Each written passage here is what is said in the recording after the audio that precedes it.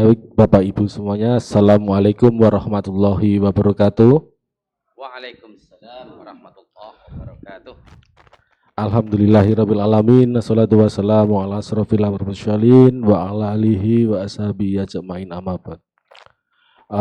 Pertama-tama yang kami hormati para jamaah Kamastu kajian malam Sabtu Angkatan Muda Muhammadiyah Daerah Istimewa Yogyakarta, dan yang kami hormati gurunda kami Bapak Hasanuddin Salimi. Jadi Kamastu itu agendanya AMM, Pak. Oh ya. Insya Allah nanti kita akan membahas tentang guru, pahlawan tanda jasa atau berjasa. Wah, itu berat ini. Jangan berat-berat ya, Pak. Pertama-tama marilah kita panjatkan puja dan puji syukur kita kehadirat Allah Subhanahu wa taala yang telah melimpahkan rahmat dan hidayahnya kepada kita semua.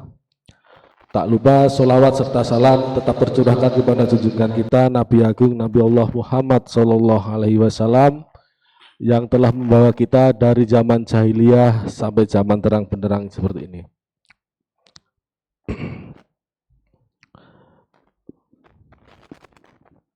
Saja biar nanti tidak kemalaman karena banyak ini mungkin yang nanti kosnya tutup terus rumahnya jauh. Kalau saya cuma selatan Gedong Kuning saya. Kalau Pak Hasan Sleman.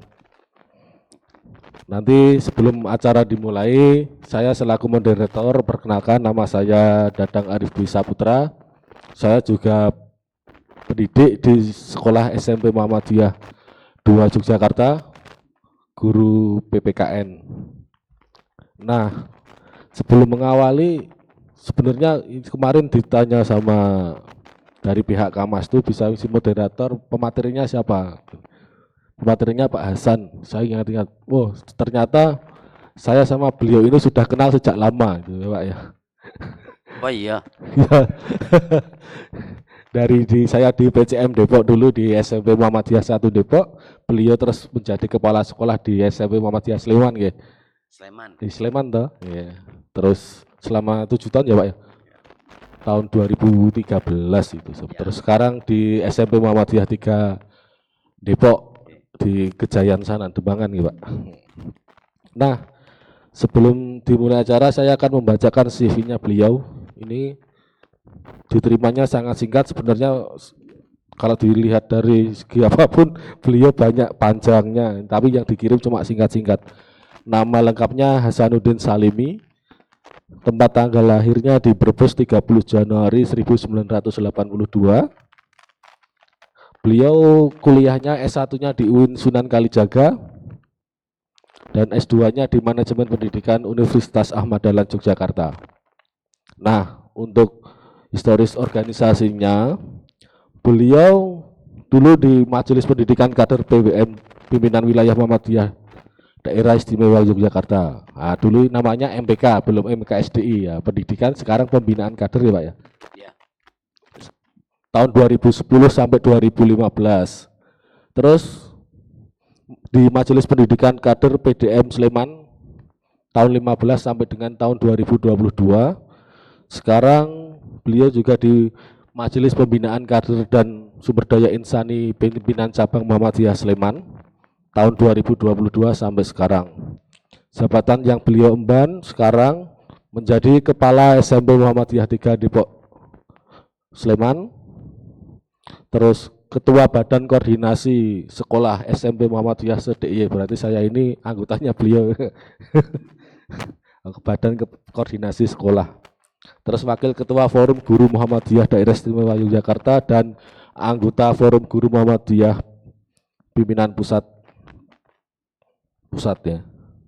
Nah, mengenai tema, sebenarnya kalau kita berbicara tentang guru, itu banyak perspektif lain, banyak sekali apa yang mau kita ambil dari segi guru. Gitu ya. Nah, ini temanya guru berjasa atau guru tanpa tanda jasa. Nah, prolognya, kalau kenapa guru dikenal dengan guru pahlawan tanpa tanda jasa itu sekitar era tahun 1970 sampai 80 itu julukan guru sebagai pahlawan tanda jasa itu kala itu menjadi guru merupakan pekerjaan yang biasa tapi berat. Karena apa? Pada waktu itu aksesnya, terus lingkungannya, dan sekolahnya itu tidak seperti sekarang. Jadi guru pada tahun-tahun itu sangat dihargai. Semoga sampai sekarang juga guru juga dihargai, baik dari pemerintah dan baik dari kita semuanya. Amin ya. Nah, ini guru berjasa atau guru tanpa tanda jasa. Nah, apakah ini nanti kita melihat perspektif dari Bapak Kepala Sekolah? Nah, apakah masih relevan guru sebagai pahlawan tanpa tanda jasa atau malah berjasa atau malah pun tidak? Nah, nanti kita lihat, mohon ilmunya ya Pak ditularkan biar ilmunya nggak diambil sendiri gitu ya.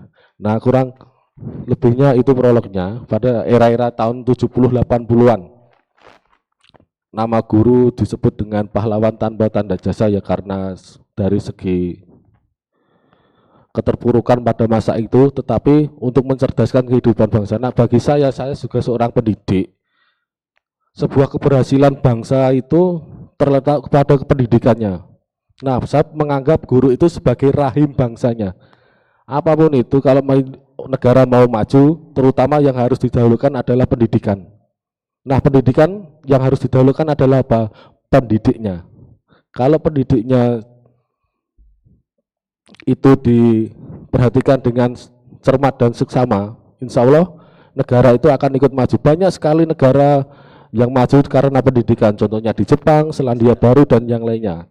Nah, mirisnya kita itu pengen menjadi negara seperti Selandia Baru, Jepang, dan yang lainnya untuk pendidikannya maju, tetapi didikan di kita itu didikan Iran, didikannya Timur Tengah, jadi pengennya itu pendidikan yang seperti itu, tapi didikannya itu malah seperti itu. Nah, nanti mohon tanggapannya Bapak.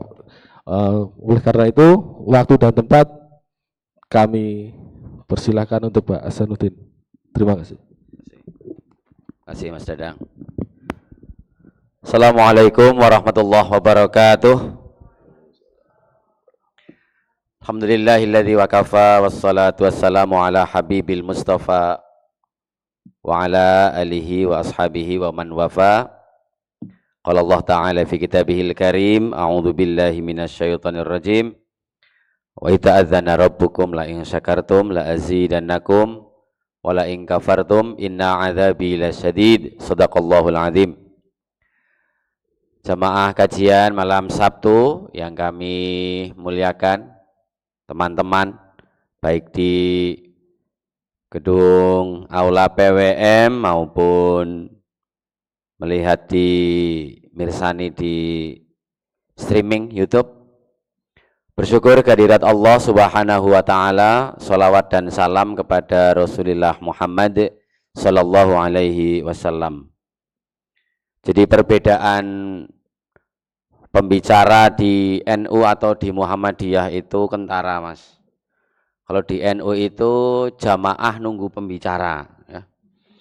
Kalau di Muhammadiyah itu pembicara nunggu jamaah. Nah, itu begitu itu antara NU dengan Muhammadiyah itu begitu.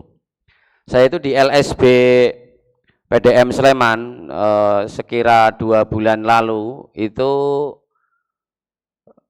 semacam apa ya, ngejam bareng pentas di Putat Gunung Kidul gitu. Memang orang Muhammadiyah itu agak-agak susah kalau pengajian itu ya.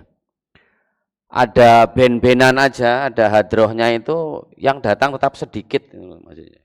Apalagi ini nggak ada hadroh, nggak ada band, nggak ada musik-musik, nggak ada gitar ya, tentunya sangat minim yang datang. Sehingga tidak jadi masalah. Mengapa ada sebuah jokes? Kenapa toh para habaib yang konon itu dari Arab dan Wahabi? Arab kan Wahabi nggih. Tapi ketika datang ke Indonesia itu bukan ke Muhammadiyah, tetapi Nahdlatul Ulama. Kenapa coba?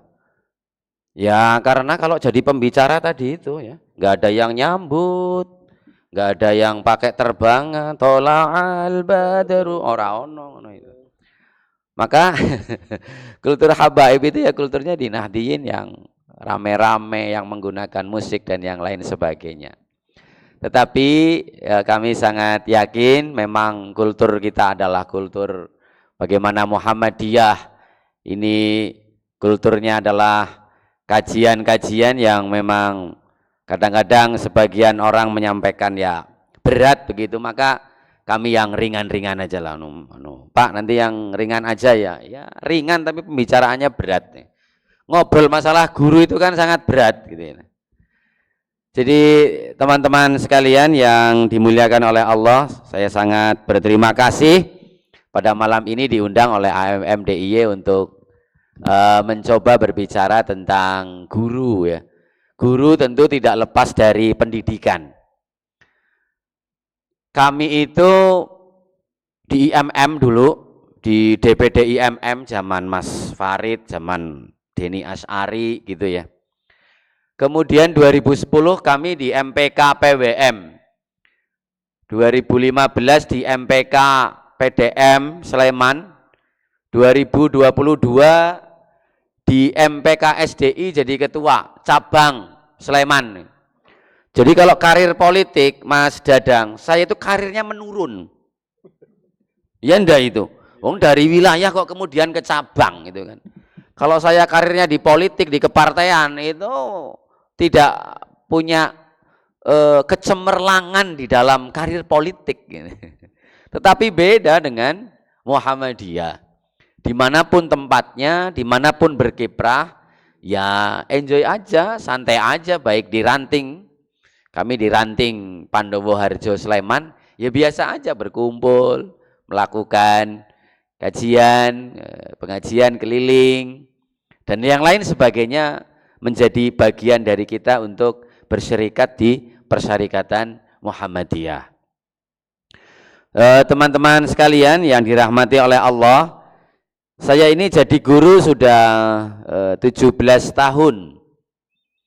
2007 itu kami diminta ya oleh senior saya Abdullah Mukti untuk menjadi guru di SMP Muhammadiyah 3 Depok.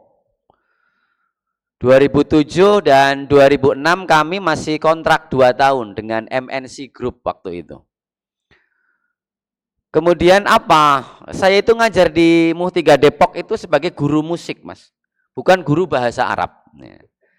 Karena teman-teman ketika itu tahu saya di entertain di MNC Group begitu, dan di Jogja enggak, ternyata saya sudah di Jogja, saya enggak lagi ke Jakarta, udah enggak kerasan lah di Jakarta gitu. Maka kami pindah jualan buku di shopping center sama Denny Asy'ari itu. 3 bulan enggak laku, hanya dapat untung 750. Waktu itu Mas Denny sudah di Suara Muhammadiyah. Kemudian saya dipanggil oleh Pak Mukti untuk di MUH 3 Depok. Saya jalanin aja. Dari hobi saya bermusik, di Mugadeta mengajar seni musik, kemudian beberapa bulan kemudian ada guru PAI yang resign karena cuti hamil dan S2 di UIN ketika itu. Maka saya sudah full mengajar seni musik dan pendidikan agama Islam. Memang menjadi guru itu ya bagi saya adalah mungkin doa orang tua gitu ya. Doa orang tua kami untuk meminta, berharap kepada saya dan juga melantunkan doa-doanya saya menjadi seorang pendidik. Maka ketika kami menjadi guru di sekolah Muhammadiyah, kami juga tidak mendaftar ASN satu kali pun. Wes bismillah wae lah. Karena saya di IMM sudah sangat lama, dulu juga di IPM gitu ya, sampai TM3 gitu. Sehingga saya harus ya ini sebagai bagian dari sumbangsih sedikit umur saya ketika sudah digembleng di organisasi otonom Muhammadiyah. Biarlah mereka-mereka itu jadi dosen-dosen, saya di sekolah aja lah. Dan alhamdulillah waktu itu kami ke sekolah banyak sekali teman-teman IMM maupun AMM lain ikut untuk menggelorakan sekolah Muhammadiyah wabil khusus di Kabupaten Sleman. Lepas dari demografis atau apapun, waktu itu tahun 2009 itu siswa SMP Muhammadiyah Kabupaten Sleman sekira 3.500, sekarang 8.500 minus MBS Prambanan loh itu.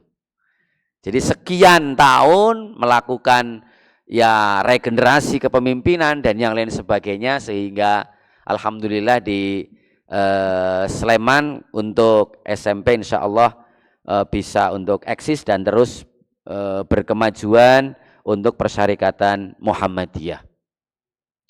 Itu sekilas biografi saya. Saya masuk di UIN tahun 2000 ya. Tahun 2000 dan jangan tanya lulusnya ya. Lulusnya kapan itu nggak usah ditanyakan nanti, jadi tidak baik ditiru oleh anak-anak muda sekarang. 5 Oktober besok merupakan Hari Guru Sedunia ya. Yang tema kali ini dari UNESCO, kalau tidak keliru saya buka di tribunnews.com, adalah Valuing Teachers' Voices Toward a New Social Contract for Education. Yang artinya kurang lebih bahwa saatnya kita itu menghargai suara guru. Jadi guru ini memang kadang-kadang menjadi tempat untuk mendulang suara ya.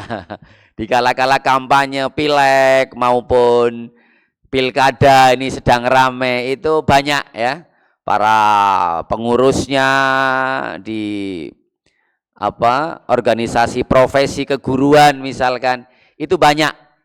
Jadi suara guru itu bermaknanya ketika pileg dan pilkada saja. Nah, makanya ini UNESCO ini membuat tema menghargai suara guru.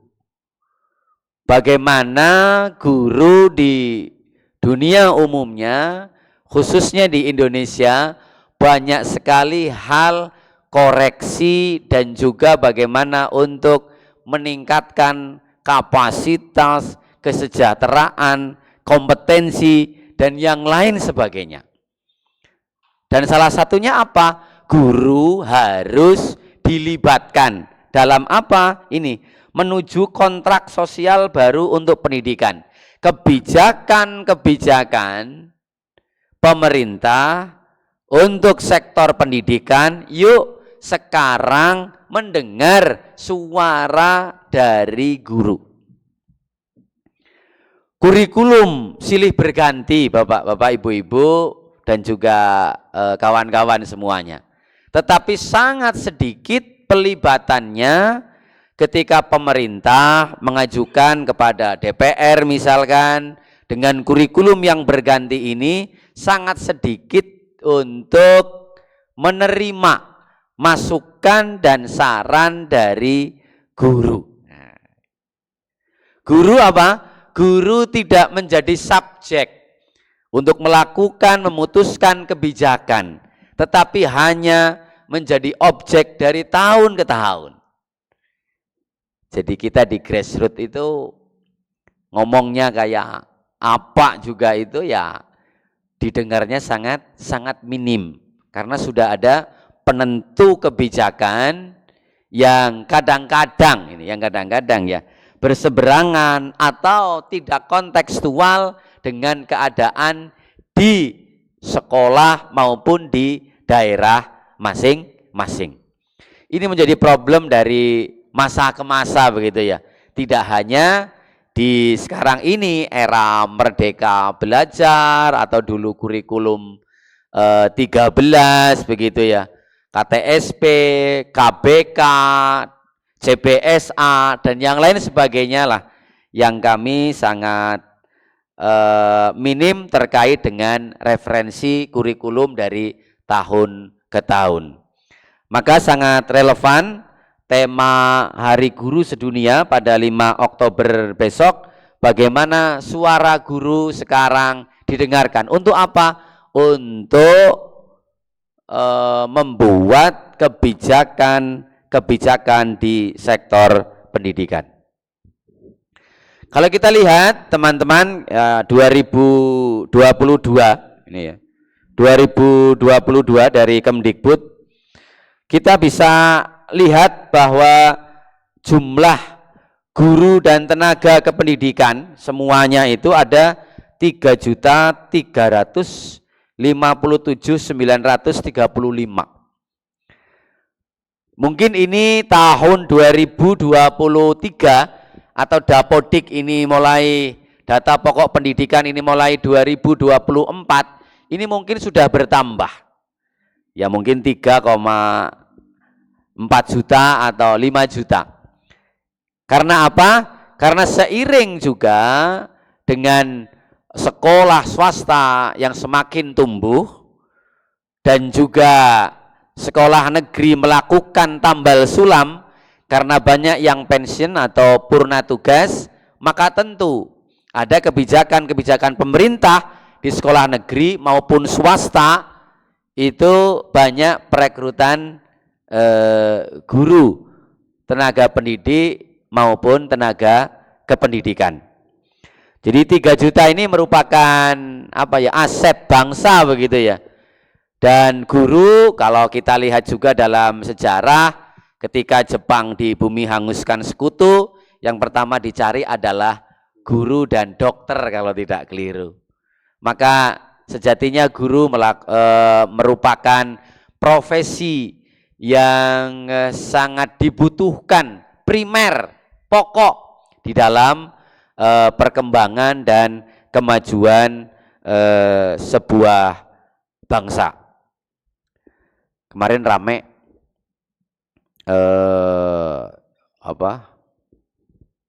Opa Luhut Binsar itu bertandang ke Fakultas Ekonomi Bisnis UI kalau tidak salah. Bagaimana Luhut ini menginginkan bahwa pemerintahan ke depan ini ekonomi itu tumbuh di atas 6%. Caranya bagaimana? Ya kita dekat dong dengan kampus-kampus, kita mengunjungi fakultas-fakultas yang berbasis ekonomi maupun bisnis. Kemudian salah satu, kalau nggak keliru, Majelis Wali Amanah UI menyampaikan, kalau Pak Luhut ke Fakultas Ekonomi Bisnis UI ataupun kampus lain kelihatannya keliru. Di TikTok dan YouTube sudah sangat viral gitu ya. Seharusnya yang pertama adalah cegah sifat koruptif para pemegang kebijakan maupun eksekutif. Dari hulu, dari tingkat pusat sampai tingkat daerah, kalau korupsi bisa dicegah, korupsi bisa dihilangkan, maka ekonomi akan tumbuh di atas 6%. Dan yang kedua adalah sebetulnya sektor pendidikan. Pendidikan memang tidak dirasakan 1, 2, atau 3 tahun. Tetapi ke depan gitu ya, ke depan 15 tahun, 20 tahun, bahkan yang sering kita dengar bonus demografis pada 100 tahun kemerdekaan Republik Indonesia konon 70% adalah generasi emas, maka sering diplesetin sama orang-orang. Jangan-jangan generasi emas menjadi generasi cemas. Karena apa? Tidak tahu seperti apa pendidikan kita ke depan 1, 2, 3 tahun atau 5 tahun, karena anak-anak kita, adik-adik kita ke depan adalah usia produktif di masa tahun 2045, 2040 sampai kemudian 50 dan seterusnya itu begitu. Sehingga jumlah guru yang sangat besar ini tentu juga permasalahannya juga sangat banyak itu. Sangat banyak. Maka kalau kita lihatlah ya, saya di beberapa googling aja lah yang gampang begitu. Yang pertama adalah pendidikan terkait dengan guru maupun dengan peserta didik, rendahnya tingkat literasi kita. Paling tinggi literasi kita itu adalah membaca WhatsApp. Ya, itu paling besar, itu paling banyak. Jadi kemampuan literasi siswa berdasarkan rapot pendidikan berada dalam kategori sedang. Rapot pendidikan 23 mendefinisikan kategori sedang, kondisi di mana 40-70% siswa mencapai kompetensi minimum literasi. Ini contoh saja di sekolah kami gitu ya.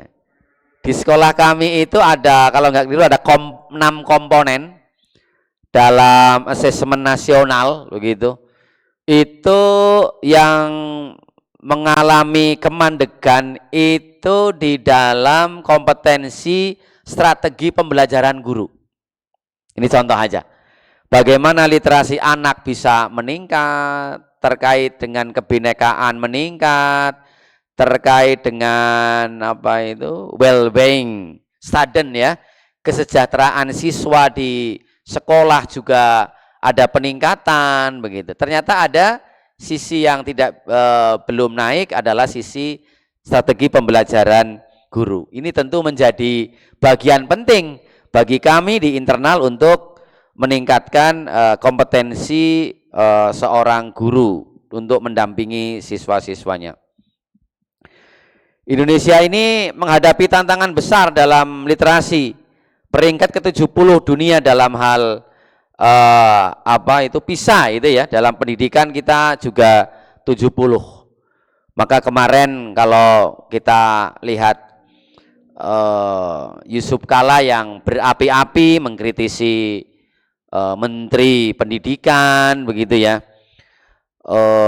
kiblatnya kita tidak Finlandia, kiblatnya kita India. Kalau India joget terus nanti mas ya, sedih nangis, sedih nyanyi, seneng nyanyi, jatuh cinta nyanyi, betul.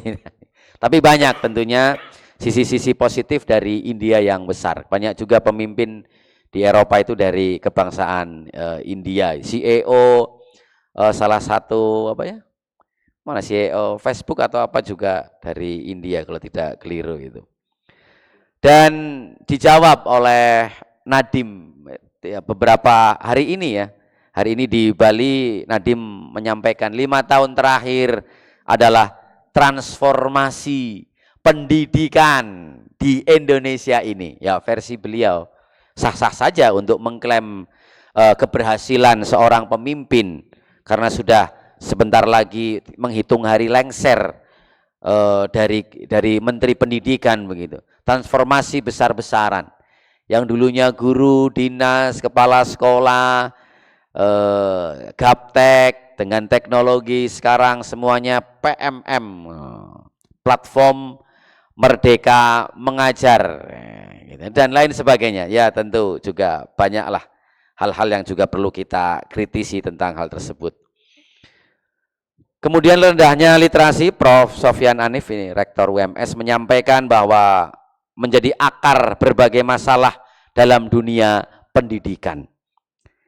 Ya kalau umat Islam tentu harus yakin dan percaya bahwa Iqra bismi rabbikal ladzi khalaq adalah ayat Al-Qur'an yang pertama turun dari Allah melalui Jibril kepada Muhammad sallallahu alaihi wasallam, dan itu juga firman Allah yang pertama yang ditinggalkan oleh umat Islam.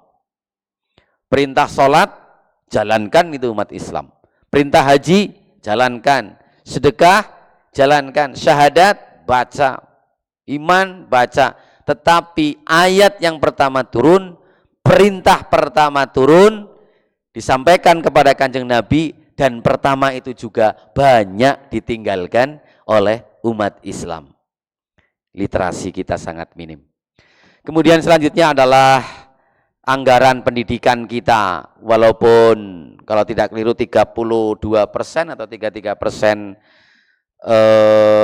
APBN kita untuk pendidikan, tapi lebih banyak proporsinya adalah untuk biaya gaji, ASN, dan juga untuk hak sertifikasi Bapak Ibu yang sudah berhak menerimanya. Alokasi anggaran dana jauh dari kata cukup gitu ya. Alokasi pendidikan masih belum merata, dapat dirasakan dengan baik dan tepat sasaran. Ini masih belum merata. Praktek pungli di lingkungan sekolah, kalau di DIY sudah tidak ada pungli. Di luar sana itu saya dengar dari beberapa kawan itu ya, kalau ada bantuan pemerintah begitu, masih ada juga pungli-pungli ya, yang tidak sesuai dengan petunjuk teknis maupun petunjuk pelaksanaan dari pusat maupun dari daerah yang memberikan bantuan pendidikan tersebut. Pengelolaan anggaran pendidikan sebanyak 20% saat ini banyak tersita untuk hal di luar fungsi pendidikan yang sudah kami sampaikan tadi tentang gaji maupun sertifikasi. Kemudian juga kita lihat kekerasan di satuan pendidikan. Itu masih banyak. Kalau kita lihat ya, ini dari Bu Diah Puspitarini ya, Mbak Diah. KPAI Pusat dulu Ketua Umum NA ya. Beberapa waktu lalu di Guru Muhammadiyah di Depok, Sleman menyampaikan, yuk kita lihat pihak sekolah yang melakukan kekerasan itu 2,1%. Berarti sekolah juga ikut andil untuk tindak kekerasan. Tetapi teman-teman yang dirahmati oleh Allah, ini saya coba. Ketika coba saya googling berita kekerasan siswa terhadap guru, munculnya itu adalah sebaliknya. Bayangkan betapa sakit hati saya, teman-teman. Ketika dibuka berita kekerasan siswa terhadap guru, yang muncul 2 siswa tewas dihukum guru. 2 siswa tewas dihukum guru. Kecam kejadian guru pukul murid hingga tewas.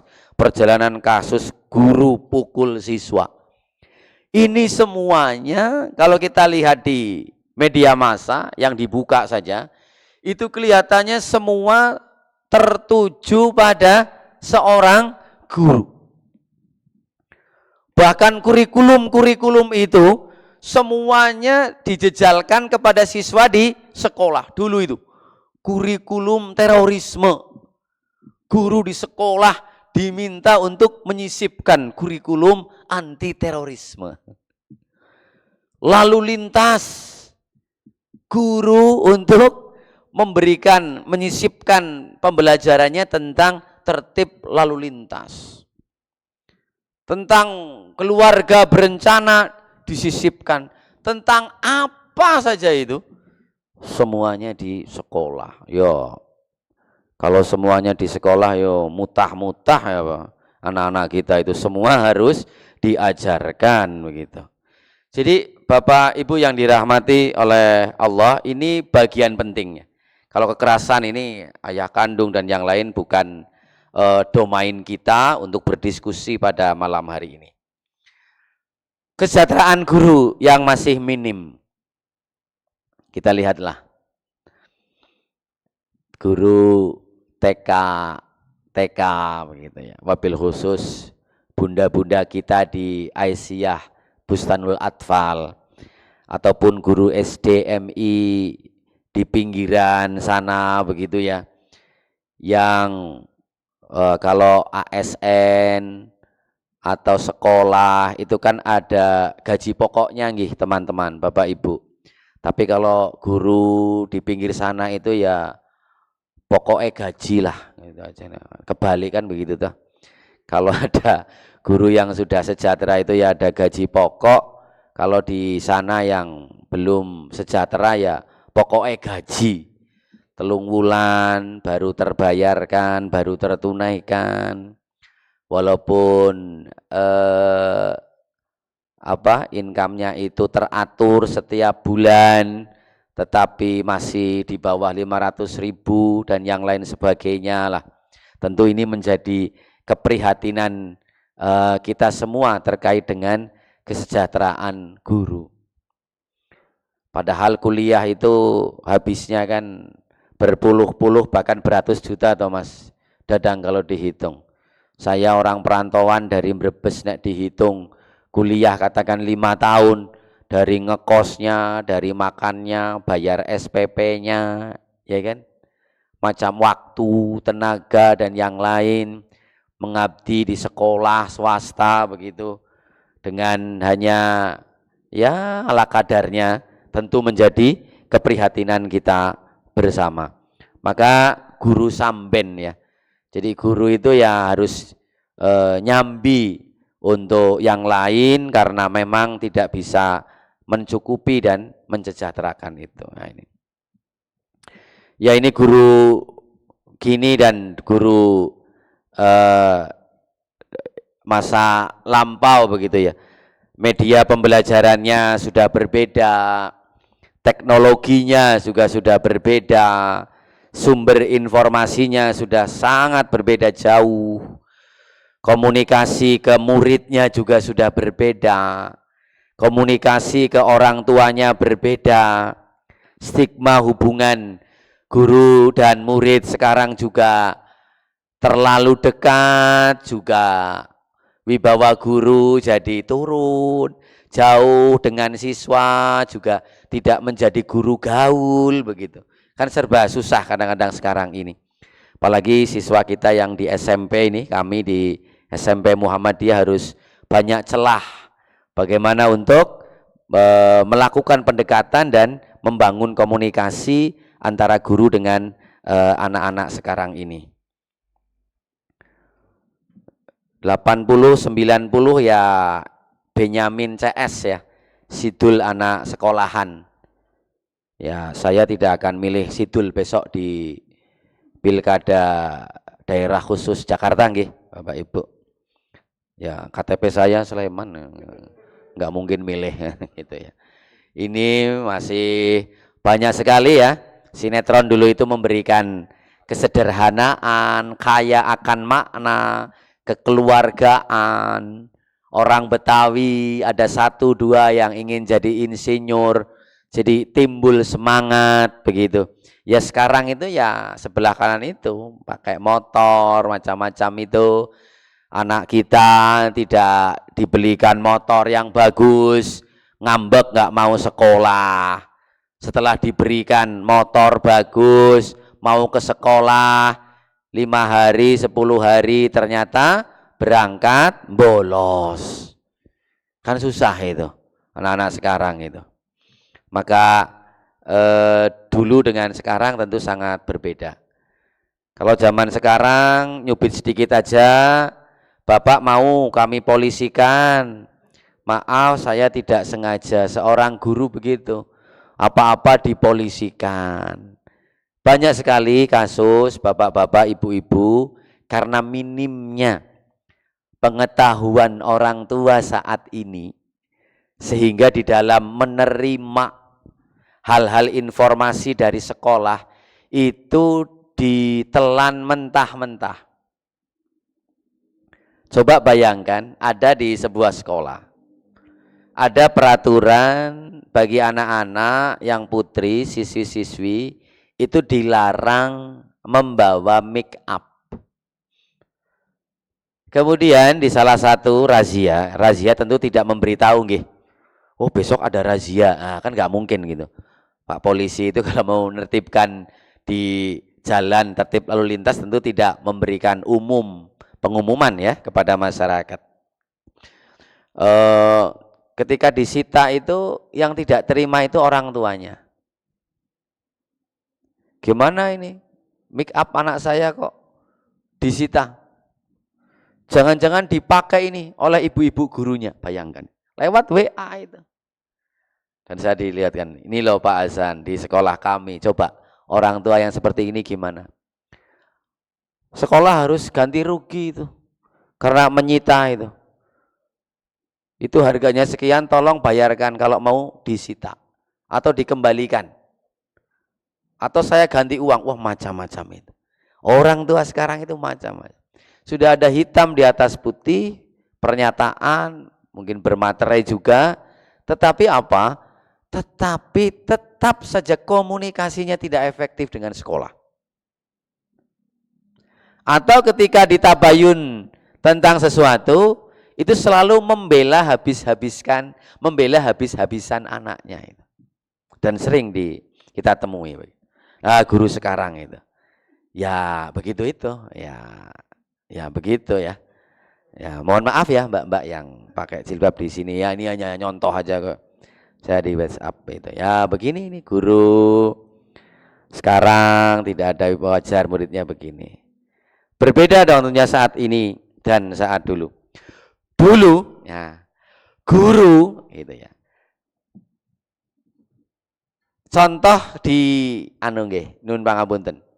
Karena saya dulu di SMP Muh 1 Sleman itu selalu bercerita, Mas, 70-an sampai 80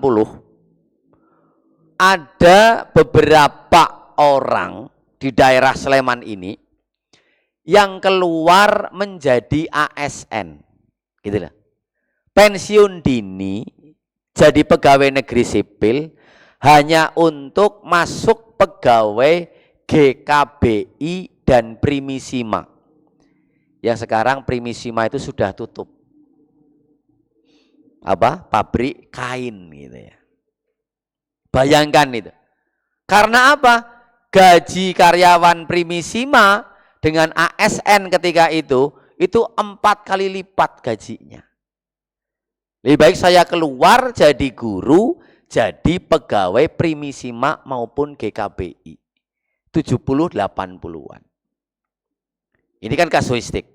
Tetapi Bapak Ibu, teman-teman semuanya, ada yang tetap istiqomah menjadi guru walaupun honornya kecil, walaupun ASN ketika itu. Bagaimana fenomena sekarang? Coba bayangkan. Tentu bertolak belakang nggih. Kondisi yang semakin menuntut manusia berpikir pragmatis. Guru tidak menjanjikan kesejahteraan. Guru di sekolah, wabil di sekolah Muhammadiyah, silih berganti keluar masuk. Apalagi kemarin rame-rame tentang P3K, pegawai pemerintah dengan perjanjian kerja, yang honorariumnya setara dengan ASN. Ada salah satu SD Muhammadiyah di Kabupaten Sleman, kepala sekolah sampai guru-gurunya sebanyak 11 kalau nggak keliru, semua P3K dan diterima. Bayangkan itu. Padahal sekolahnya lumayan. Satu angkatan dapat 25, 27 gitu. Itu gimana itu?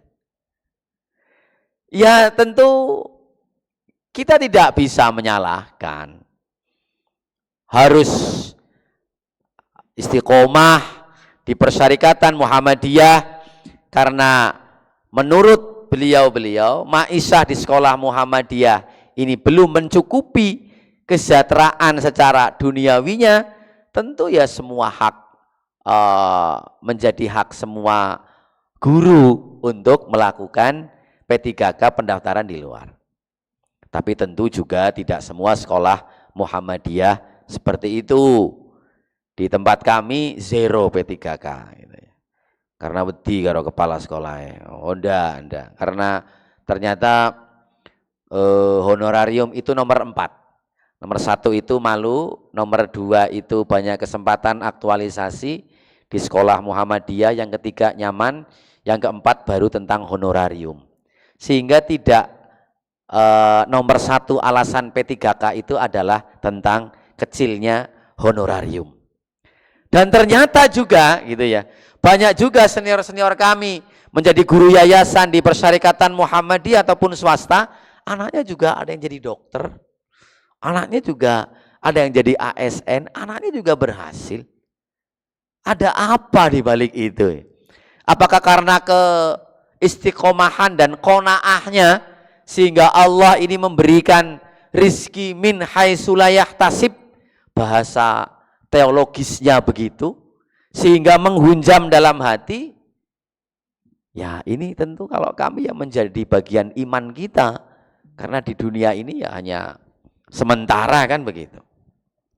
Yang kedua, Gen Z ini cenderung beralih pekerjaan ya. Jadi Gen Z ini maksimal kerja itu di suatu lembaga 3 tahun. 3 tahun pindah, pengen tantangan, 3 tahun pindah, atau pengen freelance. Ini fenomena dan realitas gitu ya di dunia sana. Pokoknya nek pengen yang gini wae 5 tahun, 10 tahun jempolan. Ini jempolan pokoknya. Mas Dadang baru berapa tahun di Mucil? 1 tahun. Mau bertahan berapa tahun itu di Mucil nanti? Kalau bisa bertahun-tahun. Kan begitu ya. Sehingga memang trennya sedang berganti, berubah begitu. Maka keistiqomahan kurang terjaga dalam bahasa agamanya begitu. Banyak guru yang kesasar ya. Bahkan terpaksa atau kepepet ya wis lah. Aku ki kuliah apa meneh kuliah nang IAIN ki dadi apa besok. Apa itu tafsir hadis misalkan. Wis dadi guru wae lah. Oh boy, ini istri saya bahasa dan sastra Arab. Kelihatannya susah, udah jadi guru saja.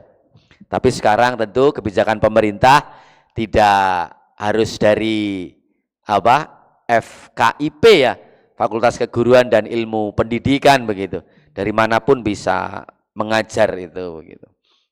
Ada yang kesasar, yang akhirnya tersesat di jalan yang benar, kan ada. Atau yang hanya coba-coba, hanya bertahan 3, 4 tahun, 2 tahun beralih ke yang lain, atau kepepet bismillah tapi tetap istiqomah begitu. Dan akhirnya jadi guru bukan menjadi panggilan jiwa dan hati gitu loh. Sehingga banyaklah kita temukan berbagai macam hal ya. Tetapi alumni dari Fakultas Keguruan atau prodi keguruan yang mengajarnya apa ya lebih bagus dari yang non kependidikan itu juga tidak menjamin Bapak Ibu teman-teman semuanya. Tidak menjamin juga. Saya jadi guru enjoy menikmati ngajar itu baru tahun keempat Mas Dadang. Baru merasakan nikmat ngajar itu begini. Baru merasakan ketika tahun keempat anak itu bisa dikelola dengan baik. Strategi yang kita pakai gitu ya. Apalagi anak-anak sekarang. Kalau tidak bermacam-macam strategi dan juga kita punya kemampuan apa ya dekat secara emosional dengan anak-anak kita, itu tentu tidak berhasil dalam melakukan pendekatan dan pembelajaran di kelas begitu. Lalu bagaimana yuk kita mengangkat marwah, martabat seorang guru? Satu, pemimpin kita di level pemerintahan contohkan hal yang baik lah. Dari menterinya, dari dirjennya, sampai level-level direktur atau biro macam-macam sampai turun ke bawah, mencontohkan yang baik. Sehingga dengan contoh yang baik dari level pemerintahan atau negara begitu, insya Allah akan memberikan dampak kepada masyarakat. Bangun karakter guru secara berkelanjutan. Jadi jangan yang sifatnya itu karitatif. Ada kejadian sesuatu, baru ada pembinaan. Jadi tindakanlah tindakan yang preventif. Jangan tindakan yang apalagi represif gitu ya. Yang reaksioner, tidak. Tentu kita kelola, kita programkan dengan sebaik-baiknya, karakter guru kita tingkatkan secara berkelanjutan begitu ya. Secara simultan. Tidak hanya strategi pembelajaran yang harus dipenuhi oleh seorang, kompetensi yang harus dipenuhi oleh seorang guru, tetapi bagaimana ruhnya juga kita isi dengan baik. Karena kan kita juga banyak ya di beberapa sekolah tentang kasus guru yang melakukan tindakan asusila atau genit atau apapun itulah yang akhirnya jadi tidak baik untuk anak-anak kita. Sejahterakan dan cukupi kebutuhan guru. Take home pay guru itu berapa? Menurut penelitian mayoritas guru kita itu masih gajinya itu di bawah 1 juta. Itu rata-rata masih di bawah 1 juta rupiah. Ini kan sangat minim dengan kebutuhan sekarang yang Bapak Ibu nggih pirsalah teman-teman mengetahui. Bagaimana dengan Persyarikatan Muhammadiyah? Yuk memiliki sekolah sebagai Center of Excellence atau sekolah unggul. Alhamdulillah PP Muhammadiyah turunannya kemudian ke PWM, PDM membuat untuk Center of Excellence seiring sejalan sama ketua kita Ustadz Dr. Ikhwan Ahada. Di cabang, di Ranting juga punya Center of Excellence. Ada pusat-pusat keunggulan. Maka sering bapak-bapak, ibu-ibu, teman-teman dawuh dan mengingatkan dari ayahanda Persyarikatan Muhammadiyah. Sekolah Muhammadiyah kalau kemudian mau dibandingkan tentang akademik dengan sekolah negeri misalkan, itu kok masih kangelan dengan alasan input, maka yang bisa dilakukan sekolah Muhammadiyah adalah berbeda dengan sekolah lain. Berbeda dalam arti yang positif, bukan berbeda dalam arti yang negatif. Ada diferensiasinya. Sekolah Muhammadiyah A itu apa toh kekhasannya? B itu apa? C itu apa? D itu apa? Yang lain itu apa? Sehingga ada pusat-pusat keunggulan dan masyarakat ketika bertanya kepada satu sekolah dengan sekolah yang lain tidak saling pandang atau apa ya keunggulan saya ini ya? Apa ya keunggulannya ya? Punya corak antara satu sekolah dengan sekolah yang lain. Dan yang kelima, Muhammadiyah sudah dekat dengan mustad'afin. Muhammadiyah itu sudah biasa menerima siswa-siswa yang mungkin tidak diterima di negeri baru ke sekolah Muhammadiyah. Saatnya dengan adanya Center of Excellence, sekolah unggul, sekolah sebagai pusat keunggulan, yuk saatnya melayani middle, kaum menengah atau juga middle up, menengah ke atas begitulah. Sehingga apa? Sehingga kiprah kita itu, dakwah kita itu tidak hanya kaum mustad'afin, dhaif begitu ya, tapi mulai menengah ke apalagi levelnya ke menengah ke atas. Tentu kita ya teman sebelah ini kan sekolahnya lebih unggul ya. Dari maaf kalau sekolah unggul itu 10 besar kan masih minhum ya, laisa minna kan begitu. Maka ini juga tentu menjadi pemikiran kita bersama-sama. Tingkatkan kemampuan guru. Yuk, satu capability kita yang capable, cakap, terampil, mengelola proses pembelajaran dengan efektif. Guru harus mau belajar. Guru yang enggak mau membaca dan belajar sejatinya sudah berhenti menjadi seorang guru. Maka kami kalau menghadapi anak-anak yang sekiranya ya harus energi kita extraordinary, selalu memanggil saya dengan anak. Halo mas, halo anakku yang soleh, halo anakku yang soleha, halo anakku yang baik, halo anakku yang hebat. Kadang-kadang anak-anak panggil saya itu, maaf, papi. Selamat pagi Papi Hasan, assalamualaikum, waalaikumsalam. Ternyata setelah ditelisik, kenapa begitu? Oh ternyata orang tuanya 2 tahun lalu ayahnya sudah meninggal. Dekat dengan salah satu guru, begitu dengan Pak Guru, menjadi mungkin tempat curhat yang positif. Tentu ini menjadi bagian kita untuk mengisi kekosongan psikologis anak-anak kita, tidak masalah. Kadang-kadang saya bermain, ketika olahraga saya deketin, sini nak, mas, saya pegang raketnya, saya dengan anak raket, oh Pak Hasan ternyata bisa Ya raketang 10, tamplean, tinggal pergi gitu. Makasih anak, semangat, sukses. Ya gitu. Ganti lagi, jalan-jalan lagi, lihat anak-anak, ngobrol gitu. Maka sekarang guru BK itu bukan saatnya didatangi, tetapi mendatangi anak-anak kita. Ada masalah apa nak? Apa yang bisa dibantu? Bukan menunggu kasus baru kemudian pating grupiak begitu Pak. Inovator ya, punya inovasi. Sekolah swasta harus punya inovasi. Guru di Persyarikatan Muhammadiyah harus tinggi inovasinya. Jangan berhenti sesaat tidak ada inovasi, maka ditinggal banyak orang.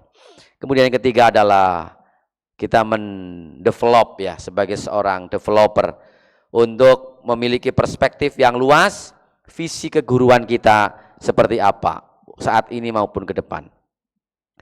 Rasulullah seorang guru yang sangat baik untuk kita semuanya. Maka barang tentu kita menganut Kanjeng Nabi Muhammad SAW. Permudah, jangan persulit. Guru itu jangan mempersulit, apalagi nilai. Biasanya ini guru-guru agama ini pelit nilai. Nah, ini nggak usah pelit nilai. Bocah iso salat, fikih, 90, ngono. Iso ngaji Al-Quran hadis 85 begitu. Pokoknya hal-hal yang sifatnya aplikatif itu nilainya nggak usah pelit-pelit gitu ya. Permudah, kita mudahkan anak kita untuk belajar dimanapun dan kapanpun. Jelaskan sesuatu pelajaran secara tuntas. Jangan kayak pendekar ini seperti Mas Dadang.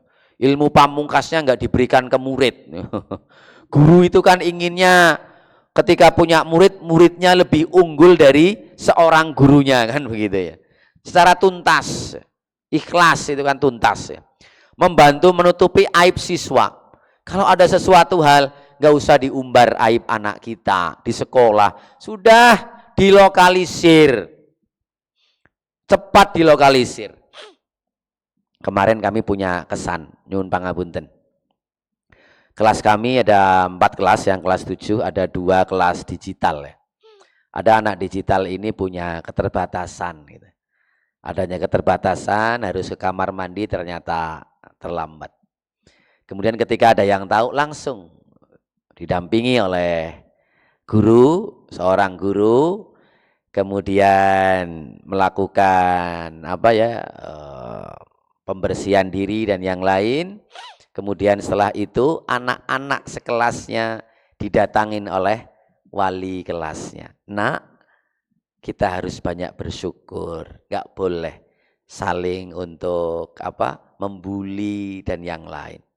Dan kesannya di paguyuban orang tua luar biasa bagus.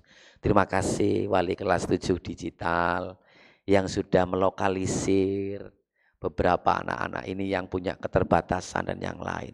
Nggak usah. Kami di SMP Muhammadiyah Sleman dulu juga demikian, menerima anak autis ya. Kalau lari itu ya maaf, tepuk-tepuk dadanya berlari begitu, ketika sholat berteriak-teriak, bahkan juga ada yang pakai kursi roda karena nggak bisa. Justru ketika kita hadirkan gitu ya, keistimewaan anak-anak di tengah anak-anak kita yang lain, bertambah menghargai antara satu dengan yang lainnya. Kita pahamkan bahwa semua manusia adalah sama di hadapan Allah kecuali ketakwaan dan keimanannya itu. Mendoakan murid yang baik. Jangan ketika kita marah, tobat muridku iki. Besok kowe ora mungkin sukses lah ini. Karena saking jeleknya dengan anak kita di sekolah, maka kita melakukan harapan doa-doa yang tidak baik.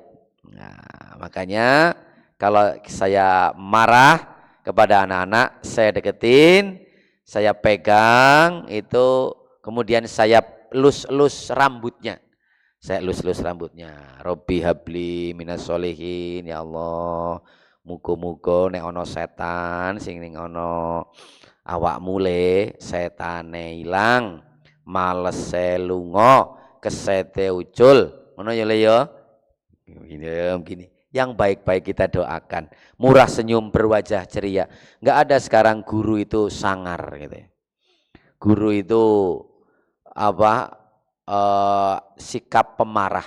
Satpam di bank saja sudah tidak berkumis tebal gitu. Tidak harus tinggi, kekar badannya, terus sangar, enggak. Murah senyum satpam di bank-bank itu. Murah senyum. Selamat datang, dengan Bapak siapa? Apa yang bisa kami bantu? Silakan Bapak. Ini Bapak antriannya nunggu sekian, silakan duduk. CS juga demikian. Yang lebih ramah lagi. Monggo Bapak, ini macam-macam. Apalagi seorang guru yang tidak hanya mentransfer pengetahuan tetapi juga mentransfer value atau nilai-nilai karakter.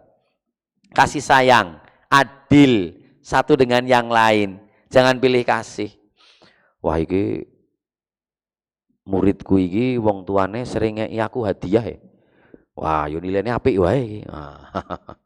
Nek kleru ya ora apa-apa. Nek nggo aturane nggowo HP, orang nggowo HP kok nggowo HP wis tak simpen wae. Karena wong tuane apik. Oh enggak boleh begitu. Kemudian suka memberi hadiah reward, bukan uang. Kalau dulu saya itu waktu aliyah ada pelatihan sebagai tentor Iqra, itu disampaikan setiap anak itu satu kata, satu huruf bisa membaca Iqra, berikan reward. A, ba, ta, mantap. Bajada, oke. Janaba, misalkan, good. Nah, keren, pintar. Berikan apresiasi yang positif kepada anak-anak kita. Tidak harus nilainya, bentuknya adalah uang maupun harta benda. Terima kasih. Bapak Ibu, teman-teman sekalian yang dirahmati oleh Allah, itu saja yang dapat kami sampaikan. Masih ada waktu untuk berdiskusi. Kami kembalikan ke Mas Dadang dan kami juga ingin minum seperti Bapak Ibu dan teman-teman yang ada di sini. Matur nuwun.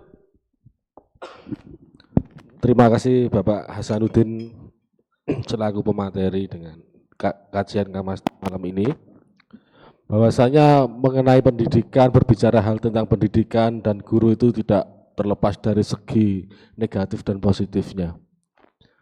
Banyak sekali yang tadi yang dicontohkan ketika googling tentang kekerasan siswa terhadap guru, yang muncul begitu sebaliknya. Guru yang menjadi objeknya. Nah itu.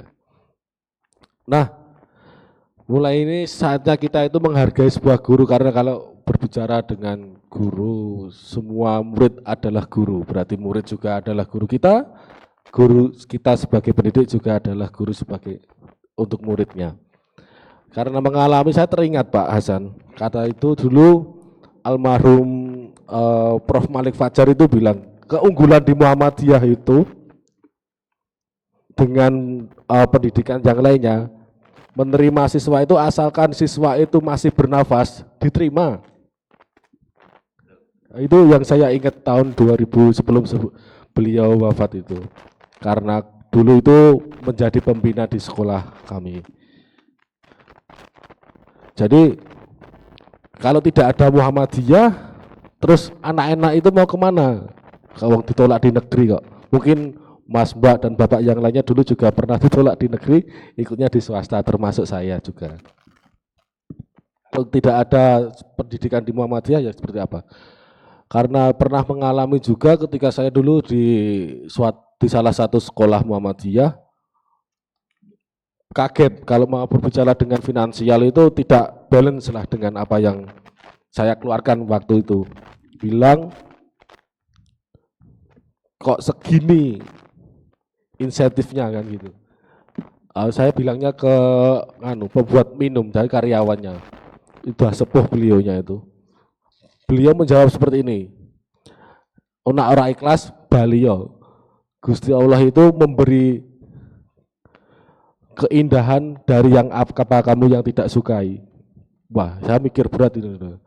Dan ternyata benar, saya menjalani 2 tahun, alhamdulillah diberi kesempatan kuliah gratis. pada waktu itu. Nah itu berarti kan kalau kita hanya mencari dari segi finansial itu keberkahan yang lainnya itu tidak ada. Kalau mau mencari ya mungkin saya sudah bisa mendaftar di negeri mungkin, atau kemarin mendaftar P3K dan yang lainnya. Kami tidak menghancurkan kalian atau Bapak Ibu semuanya itu tidak boleh mendaftar ya tidak. Tapi apa yang sudah dijalani ya udah lakukan dulu saja. Ini ada sesi tanya jawab enggak Bapak panitia, Ibu, Mas, Mbak? Atau ada? Oh, ada. Kalau mau sesi tanya jawab kami buka 2 pertanyaan untuk Pak Hasan. Adakah yang mau bertanya tentang pendidikan dan guru? Apakah guru masih relevan menjadi guru tanpa tanda jasa? Oh, nggih, Ibu.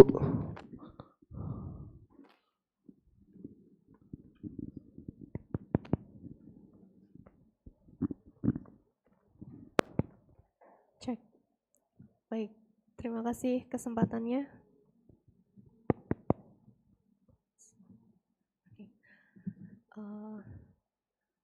Bapak senang sekali ya dengan tema malam hari ini. Kebetulan juga saya keluarganya keluarga guru, mama saya guru. Dari saya saya kira dari saya SD. Nama saya Damaya, Bapak. Damai. Damaya. Dari mana, Mbak? Saya dari Jogja. Jogja, oh Jogja, Pak. Alhamdulillah. Ya. Yang saya sangat suka dari seorang guru adalah benar bahwa guru itu menjadi contoh yang baik bagi murid-muridnya, begitu ya. Kemudian ada beberapa hal yang juga tadi disampaikan oleh Bapak bahwa guru itu membina, mengajarkan, tetapi juga dia mempunyai karakter development. Dia juga memiliki masa di mana dia harus berkembang ke depannya. Nah, pertanyaan saya adalah bagaimana ketika guru itu mengalami energy drain atau merasa energinya itu sudah terkuras habis, kemudian dia juga mendapatkan motivation drain, atau dia merasa dia terlalu banyak memberikan motivasi sehingga dia sendiri kehabisan motivasi begitu. Karena dari beberapa cerita yang saya dengar dari kebetulan sepupu-sepupu saya juga SMP dan SMA, mereka beberapa dari guru itu ada yang merasakan bagaimana saya harus memotivasi murid ini, padahal kalau zaman saya dulu saya justru termotivasi, bahkan ketika guru saya tidak melakukan apapun saya sudah termotivasi. Begitu Bapak, mungkin fenomena yang terjadi di saat ini. Terima kasih. Oke. Ada lagi atau mau langsung dijawab Pak Hasan? Oh, dijawab dulu. Wow. Ketika guru itu sudah habis motivasinya terus lelah dalam mengajar itu gimana? Lelah nggak jadi guru ya. Sampai saat ini kami tidak lelah ya. Kami itu tadi saja, wallah, didatangi alumni tahun 2010 ya. SMP-nya MUH 3 Depok, SMA-nya MUHA, S1-nya ISI, S2-nya di Stipram, jurusan apa itu? Pariwisata budaya atau apa. Karena kami tahu dia di kesenian gitu, dan waktu pertemuan satu lettingnya itu enggak datang, maka saya kebetulan dia WA dan saya undang. Pak Hasan, gitu. Terima kasih sekali. Dulu Pak Hasan itu sangat berkesan. Itu Pak, Karena saya ngajar musik dulu ya. Suling yang dulu buat saya ketika kelas 7, pianika ketika kelas 8, dan saya masih ingat Pak Hasan itu menasehati siapa namanya, Hendra atau siapa anak Bengkulu itu. Dan terngiang saja itu di kepala saya. Kowe iki ora cilik terus. Sesuk ki arep gede gitu. Dia terngiang itu, Bu. Terngiang sampai dia dewasa, sampai dia kuliah. Dan yang diingat itu hanya kata-katanya, bukan pelajaran dari seorang guru. Ada lagi, Bu. Saya kedatangan alumni, Pak, saya itu yang saya ingat hanya gaya Pak Hasan ngajar, bukan mata pelajaran bahasa Arab yang Pak Hasan ajarkan. Anak-anak kita itu ya, kalau kita jadi guru sudah lulus, Mbak, yang dikenal itu bukan mata pelajarannya, tapi bagaimana seorang guru memperlakukan saya. Seorang guru memperlakukan muridnya itu lebih berkesan daripada kita mengajar 1, 2, 3 di hadapan anak-anak. Maka tidak henti untuk kita memotivasi anak-anak kita. Bagaimana kalau energi kita kok terasa habis begitu ya? Jadi kalau saya dulu jadi guru, gitu, pasti di setiap sekolah itu punya seorang guru baik senior atau satu letting yang sering memberikan pengalaman hidup.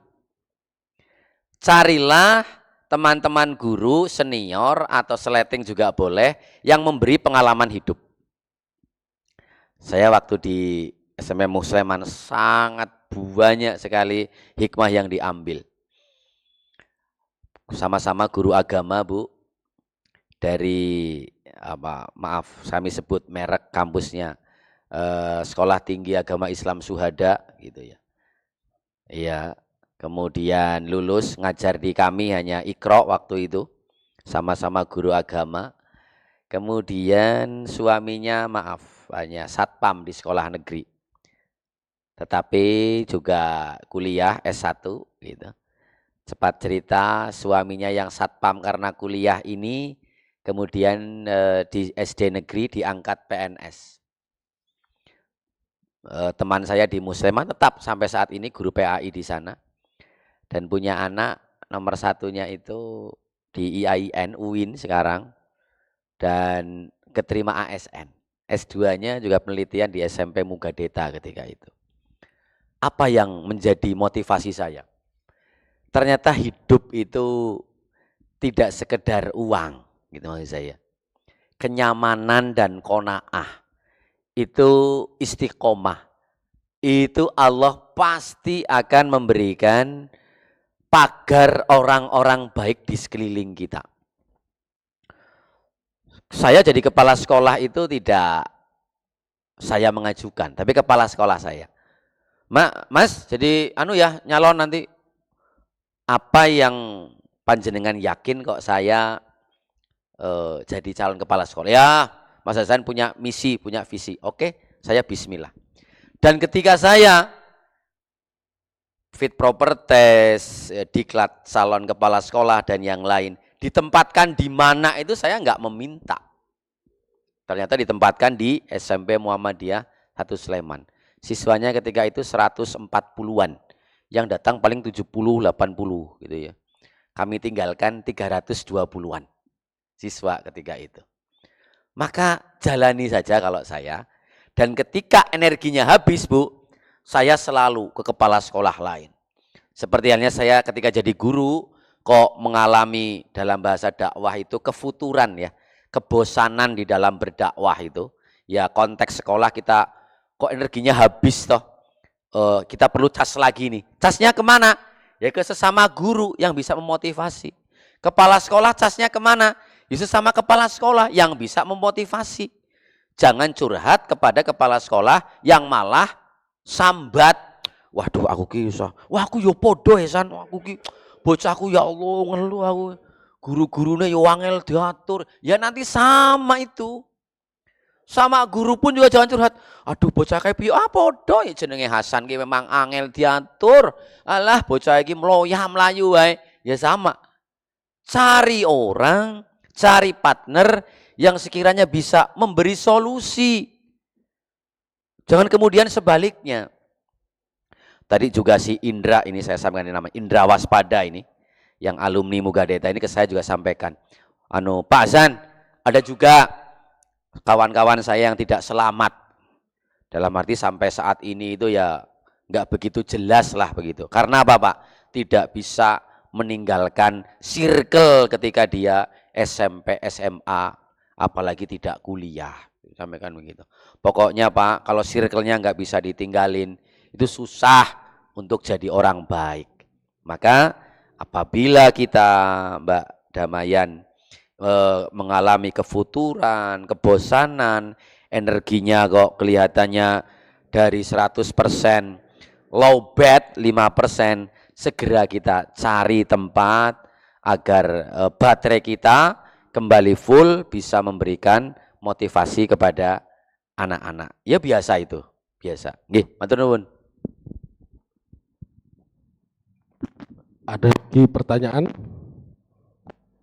Akhir untuk sebelum kita tutup kajian malam Sabtu pada malam hari ini.